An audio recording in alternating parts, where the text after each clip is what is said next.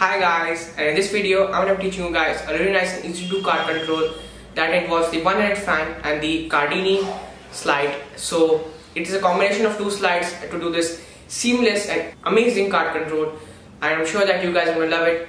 So first of all, check out the performance and then we're going to move on to the tutorial. Let's go.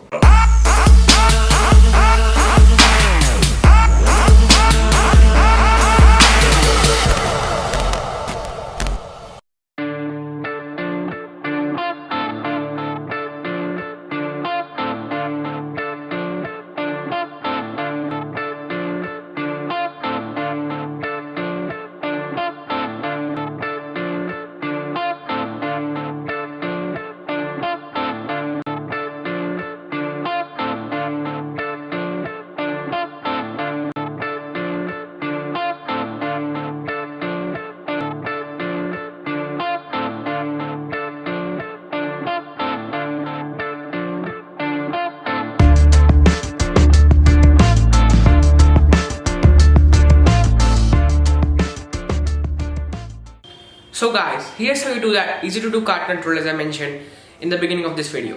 So first of all, have the deck shuffled up by the spectator. They can shuffle it up as much as they want.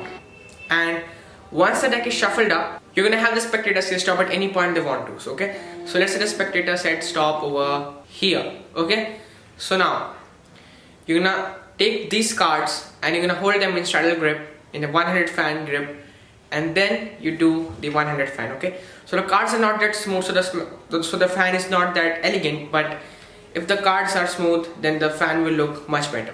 Okay, so once you have the fan down, you're gonna take the other hand and you're gonna flip the card they stopped at using the fan.